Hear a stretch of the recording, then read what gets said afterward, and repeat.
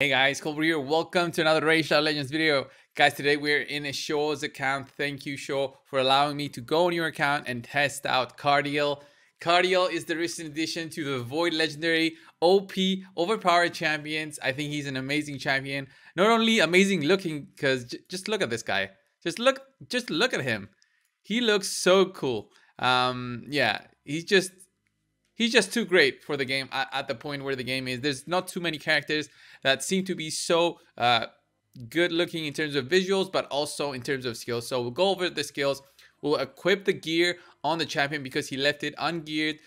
No masteries, just for me to fix it and take you guys through it, both in dungeons, but also the arena, just to showcase his unique abilities that he has. He's a fantastic champion. Not many people have him just yet, but as you can see, he gets a 5 in almost everywhere except the Spider's Den, which I also think the Spider's Den could also be a possible place where you can actually take him. So that's maybe another area where we could revisit Cardiel because of his unique skills. So let's go over his skills very quickly. I don't know how to pronounce this. Cow the Wicked, like cow, like moo. I don't know, cow. Anyway, I'm gonna call it cow. Attacks when enemy, heals all allies by 7.5% of their max HP. Also plays a True Fear debuff for 1 turn if the target is a champion from the demon spawn, undead hordes, or night revenant factions. Very specific.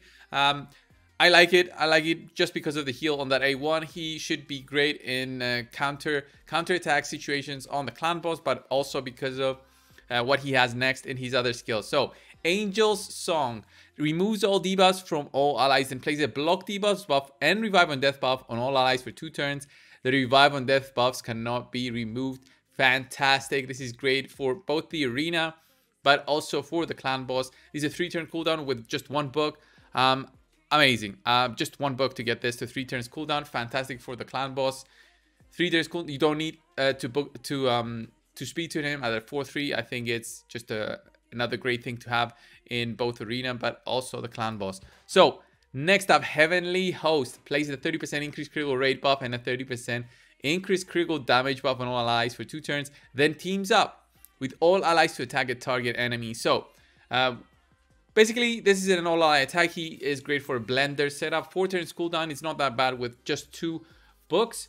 But guys, the real important thing is this: decrease the cooldown of this skill by 1 turn if an enemy is killed from this attack. So if you are using a blender setup, then you get at least maybe 4 kills. When you do get that kill in with your 2 A1 AoE champions, then this skill will be available on his next turn as well. So you can possibly, if you tune the team correctly, in my head, you can actually tune it so that you can use Cardiel in dungeons and clear one wave after the other by using Heavenly Host, because this will be at a very short cooldown once you get some kills going. So fantastic skill, and I wish I had him on my main account to test even more stuff with the champions that I do have.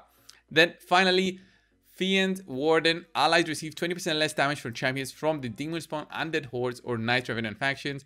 I think this is great, by the way, because the strongest champions currently are usually demon spawn, for example, Candraphone, undead hordes, Sephirothos, Knights Revenant. We've got Skullcrown in there. We've got Hegemon. So lots of teams that can benefit from this damage reduction if you've got Cardiel with you. Whenever an ally attacks, has a 15% chance to team up with them and join their attack. I mean, the champion will attack with their default skill, always joins Cisia Flametongue's attack if they're on the same team. I guess if you do get Cisia as well, would be nice. Can only join an ally's attack once per turn. Cardiel will not team up will not team up on ally attacks when they counterattack, or when team up to attack with another champion, or when team up to attack with another champion. Wow. Yeah, that's a weird wording, but yeah. I guess this is reasonable so that you don't spam it all the time.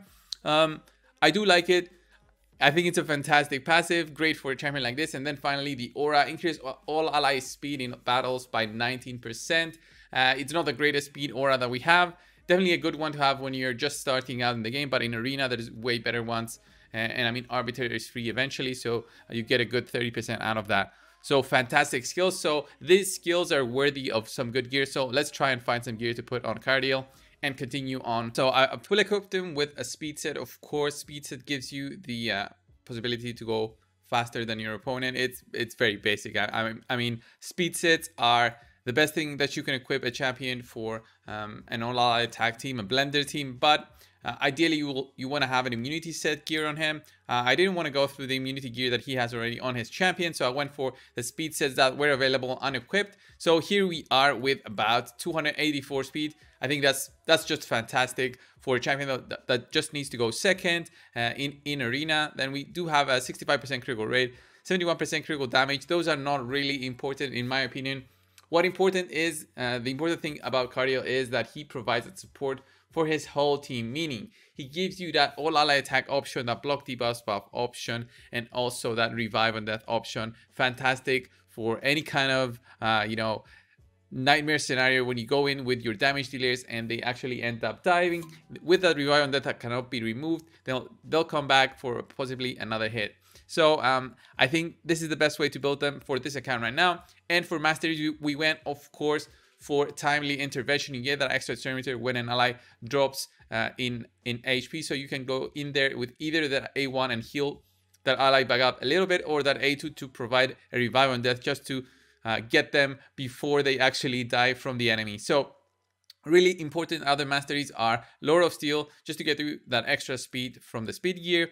And of course, Cycle of Revenge. I really like this. When your whole team gets attacked, there's a good chance, 50% chance to get some extra turn meter. Gives you that extra edge in terms of getting that A2 in there, revive on death again on your allies before they actually die. But of course, this might not always be the case. You might just get crit and you die, and this doesn't really matter. The counterattack also is nice because when you counterattack, you also heal an ally. And of course, these damage reduction, improved parry, and also mighty endurance, I like them for PvP purposes when a fight goes on for a little bit longer than you want to. And of course, we went for steadfast. We didn't go for the accuracy route because, I mean, he does have that true fear on his A1, but honestly, this should have been a true fear that cannot be resisted, since it's very specific. Demon Spawn, Undead Hordes, and Knights Revenant. I think this should have been very specific, just for him to fight the evil forces. It's like Diablo, and you have the angels fighting the Undead Hordes, the Demon Spawn, which are demons, and Knights Revenant, which I guess, I mean, why Knights Revenant? I don't know. Anyway, yeah, the Demon Spawn and Undead Hordes I can understand. Maybe Skinwalkers too, you know, Brackas is werewolf. I don't know, guys. It's Plarium. They do what they think is best. Okay, let's go and try him out, and we'll test out with the champions that we do have here. We do have a Skull Crown, which is nice for a blender team. This is a very fast Skull Crown, to be honest, for a blender team, but we also have a Sinesha in there, so it's going to be fun testing those out and seeing how much damage we can actually dish out. So, of course, we're going to go in the arena first, and then we're going to come back to the dungeons. What kind of team do we have here? So, this is the team we have right here. I'm not even going to bother re-gearing the assist team right here for the blender team, but when you do have a champion like Cardiel, then you do have to re-gear your blender team setup so that you have them at optimal damage potential. I have a very similar video up on my channel already where I do use a blender team with Farrakhan the Fat. He has a very similar A2 well, an all-out attack that that Cardiel has as well. So he gives the same kind of buffs. And where is Sinesha? I've lost Sinesha, guys. Guys, call Sinesha. Find her phone. Sinesha, where are you? There she is. Okay, so we do have our two blender champions right there. This is our dream setup, and let's go and see how this works on auto. Let's see if the skills go as they should. So if Cardiel uses his A3, which is his all-ally attack skill, on auto, and if you know, those cooldowns do get reduced when you do get a kill. So I'm getting a bit of lag here. The game has been lagging a little bit the past few days. So here, let's go and see on auto, speed up by arbiter.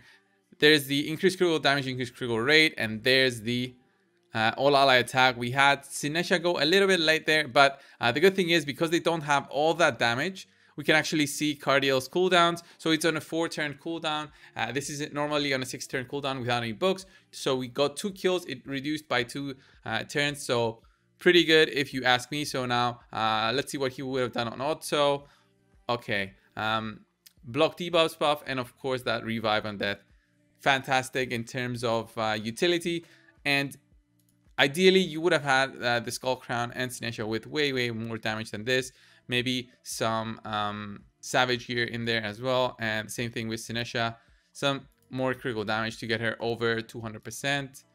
And Skull Crown with over 250 at least. And a bit more attack. So no speed, boots, but more stats and not focusing on critical rate because they don't really need it. They need only 70% with Cardiel in there. So let's go for a bit of a more tanky team. So this is a more tanky team. The fight will go on for a little bit longer, and let's see how this works.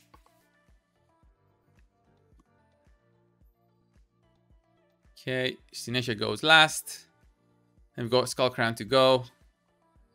Sinesha goes again, kills one of them, but I think we're gonna have a revive here.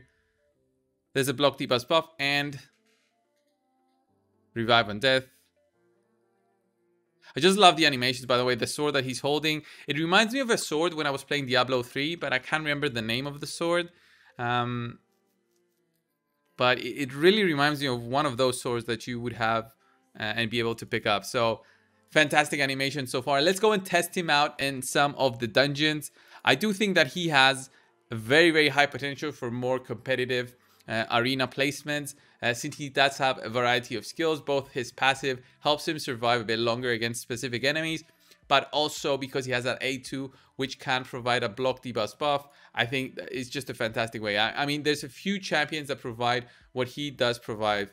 So let's go over this again. So removes all debuffs, then places a block debuff buff and a revive or death on all allies. So this specific skill is also used by one champion at the moment, and I'll show you her right now. It's Skyta Shaman. If you go here and see Skyta Shaman skill, it's the same kind of thing. Removes all debuffs from all allies and places a revive on death buff and a blocks debuff buff, but this one does not give you a not remove option. So he's a even way better option to have than her. I think Cardiel is just an amazing champ. I wish I could pick him up during the 2x, but I didn't. I got a, what did I get? I got an ethos, which video is gonna come out soon on him, showcasing him in the well, everywhere.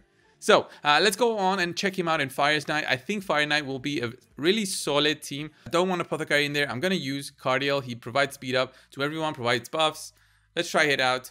So Apothecary would provide speed boosting plus the speed buff plus everything else. So let's see.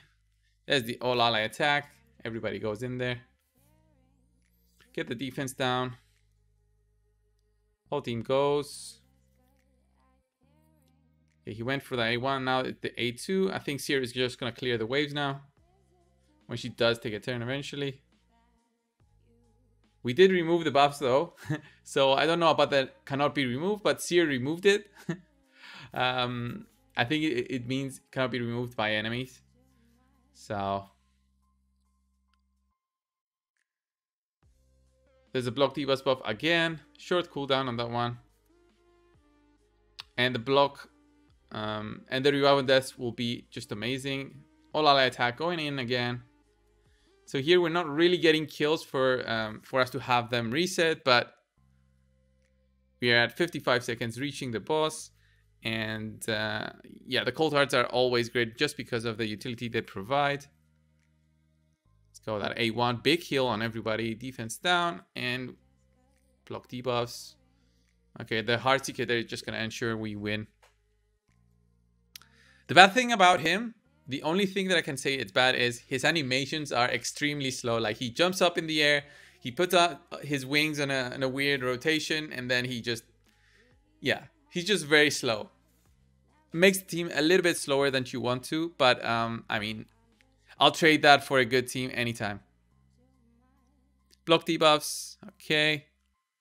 Yeah, going a little bit longer than we wanted to. Come on, Cold Hearts. Where's that A3? We need it. There it is. Finished it. Okay. I think he's just great. I wish I could have him on my own account just to test him out more. You can see he always prioritizes A3 and then he goes for the A2. I did read some comments from other people on Cardiel for the clan boss. I'm not gonna test him for the clan boss because I do not have a team at the moment which I can use him in. If I did, it would be something in place of Krila right here, because pretty much they provide the same thing. Actually, Cardiel will provide an even better kind of setup for this team with the 4-turn cooldown instead of 6, which he has right now. So Krelek does give you some critical rate up, but he also provides a critical damage up. So I think the damage potential is there for sure. So guys, thank you for watching this showcase video for Cardiel. What do you think of Cardiel if you do have him? Do you use him differently? Do you use a different set on him? Did you use him for damage potential? I don't think he is worth to put on all your damage gear. He is there for the support. He's an amazing support with short cooldowns, especially when your team gets some kills going. So fantastic addition. I think he definitely deserves that 5. He's a definite legendary void champion that's worthy of you chasing him after if there's a 10x or something. I think they might do a 10x this weekend, but I don't know. We'll know for sure tomorrow or on Thursday. Thank you guys for watching this video. Subscribe if you haven't already, and guys, I'll see you in the next one. See ya.